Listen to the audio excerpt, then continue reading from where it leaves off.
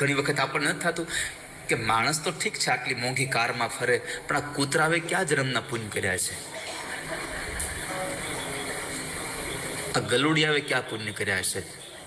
જેટલા મોંઘા સાબુ અને શેમ્પૂથી માણા નો નાય એટલું તો ઘરમાં વડીલ હોય તો એનો હાથ પકડીને બહાર ફરવા ન લઈ જતો કાંઈ નહીં, પણ હાજે કૂતરું લઈને જવું પડે.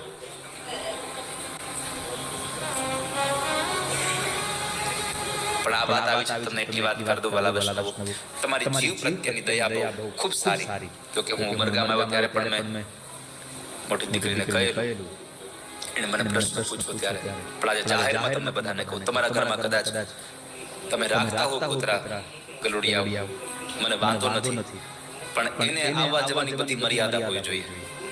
મહાભારતમાં લખ્યું છે કે જે ઘરમાં કૂતરાઓ હોય એ કૂતરાના વાળ અથવા તો એ કૂતરાને સ્પર્શ કરીને તમે જો રસોડામાં ગયા હોય, રસોડામાં રસોઈ બનાવી હોય, તો તમારા ઘરનું અનાજ તમારા ઘરના ભગવાન નથી જમતા હોતા ક્યારે.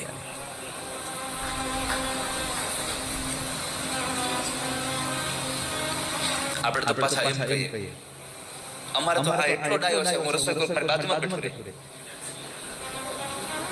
અમારા મંદિરમાં હું પૂજા કરું, મારી બાજુમાં બેન પૂજા કરે. એની મર્યાદા છે. મારી આપ સૌને પ્રાર્થના છે, તમને જીવ પ્રત્યે દયા છે, તમારા માટે ખૂબ સારું છે, તમે વંદનીય છો. પણ એ જીવની જે મર્યાદાઓ છે, મર્યાદાઓને રહીને રાખશો તો તમે કર્મનું પાથું નહીં બાંધો. ઘરમાં કૂતરા હોય તો એને રસોડામાં પ્રવેશ ના આપો કોઈ દિવસ. અને જેના ઘરમાં કૂતરાઓ પ્રવેશ કર્યા છે રસોડામાં, એના ઘરનું શ્રાદ્ધ પણ એના પિતરો ક્યારેક જમતા નથી. મહાભારતમાં લખ્યું છે, અમારા ઘરના શબ્દો નથી યાદ રાખજો.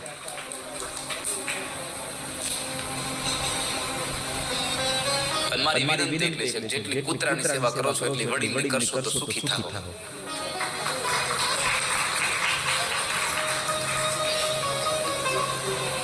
જેટલો વાલ એને કરો છો ને એટલો વડીલોની કરજો.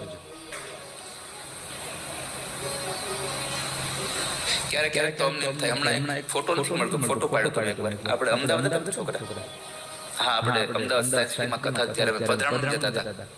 કશું કુમાર એક કૂતરું આગળની સીટમાં બેઠું હતું અને બહાર લોકો રાખી બેઠું હતું. મેં કીધું શેઠ જાય છે, ડ્રાઈવર ગાડી આપજો.